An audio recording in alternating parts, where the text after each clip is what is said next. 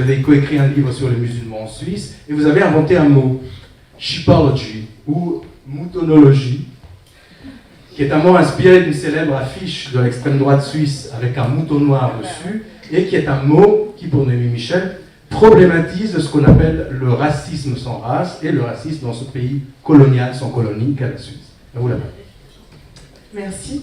Il y a deux aspects que je voudrais vraiment relever et commenter.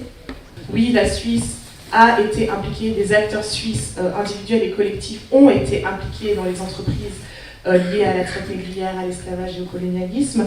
Et de ce fait, il y a des images, des récits, un imaginaire qui a circulé par le biais de ces acteurs en retour sur le territoire suisse. Il y a des sources historiques qui remontent au XVIIIe, XIXe siècle qui montrent qu'il y a eu des Noirs qui sont arrivés très tôt en Suisse, notamment parce que certains Suisses participaient à la traite négrière et à l'esclavage et ont ramené des esclaves. Il y a eu tout un débat juridique autour de est-ce qu'on devait donner la citoyenneté suisse à ces personnes. Dans le canton de Vaud, à un moment donné, on débat de est-ce qu'on donne la citoyenneté à une femme qui s'appelle Pauline Buisson et à son fils, et on lui refuse la citoyenneté parce qu'il est noir. Et le motif qui est évoqué, c'est oui, les Noirs ont une sexualité débridée, ils vont polluer notre nation.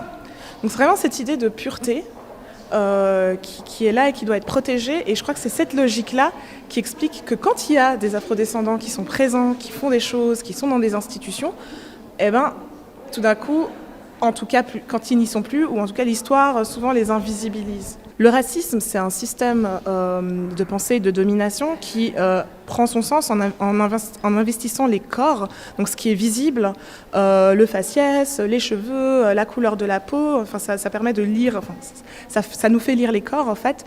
Et du coup, il y a, dans cette grammaire raciale, il y a des nuances en fonction des groupes. Donc il y a un racisme à l'égard des personnes noires. On parle aujourd'hui aussi d'un racisme à l'égard des musulmans. Et je pense que c'est très important de relever la spécificité de différentes formes de racisme pour mieux les combattre et pour mieux comprendre ce que vivent les gens au quotidien quand ils vivent dans ces corps en fait. Et justement, je voudrais parler de la force des images et des imaginaires. Donc dans ce film, on voit à quel point les images, les récits, les imaginaires raciaux ont un impact sur la possibilité pour Baldwin d'exister en tant qu'humain dans sa société. Et en fait, les images et imaginaires raciaux circulent de manière très diffuse et intense aussi sur le territoire suisse. Et il y a 4 logiques dans ce film qu'on retrouve ici aussi, à savoir une logique d'invisibilité ou d'invisibilisation, c'est-à-dire que les personnes noires ne se retrouvent pas dans les images dominantes qui sont censées dire qu'est-ce qu'on est en tant que société et en tant que nation. Donc une absence. Est-ce qu'on voit des personnes afrodescendantes dans les institutions, dans les médias, à la tête de certaines institutions à Genève aujourd'hui? Ensuite, un deuxième motif qui est très important, c'est le confinement. C'est-à-dire que les images, comme on le voit dans le film, les Noirs sont confinés et représentés dans certains rôles bien spécifiques. Alors Baldwin parle beaucoup de la terreur, donc le noir est représenté d'une manière à instiller la peur et la terreur. Il y a d'autres images qui sont considérées comme positives, mais qui sont aussi des images qui enferment, notamment l'image du sportif, de la musicienne, des images hypersexualisantes, et donc en fait qui confinent les personnes afrodescendantes noires à des rôles. On voit ça aussi en Suisse. Un troisième motif, c'est le motif de la caricature. Vous en avez parlé avec l'épisode de ce qu'on appelle le blackfacing, c'est-à-dire le fait que des personnes blanches peuvent s'approprier les attributs des Noirs pour se moquer ou pour s'amuser.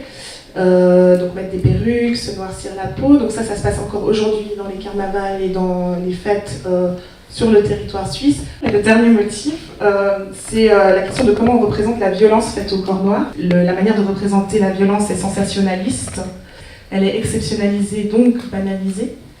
Ou alors, normalisée, en fait, c'est normal de voir des corps qui pendent. Avoir un corps noir, afrodescendant, et vivre dans un environnement où il y a des images tel qu'il circule, ça a un impact, en fait, au quotidien, sur comment est-ce qu'on peut considérer avoir une place dans une société. Et puis, une autre conséquence aussi de ces images, c'est qu'elles continuent à entretenir l'idée que la Suisse est une nation qui se dit et se pense en tant que nation blanche. Et qu'est-ce que ça dit sur la place des citoyens, des résidents, des personnes qui sont sur ce territoire et qui ne sont pas blanches? C'est important de s'intéresser à qui produit du racisme, mais le racisme c'est quand même quelque chose de très institutionnel, qui ne doit pas forcément avoir une instance, un agent qui intentionnellement veut être méchant et produire du racisme. C'est vraiment un système et un ensemble d'images, de discours, de pratiques qui ensemble viennent exclure certaines personnes. Moi ce qui m'intéresse, c'est pas forcément de désigner qui est coupable, c'est comme le dit James Baldwin dans le film, de réfléchir à comment en tant que collectivité on prend une responsabilité par rapport à des formes violentes, des formes d'exclusion qui persistent dans notre société. Je suis au travail, permanence d'accueil des formations, un téléphone sonne. Monsieur, j'ai un sérieux problème.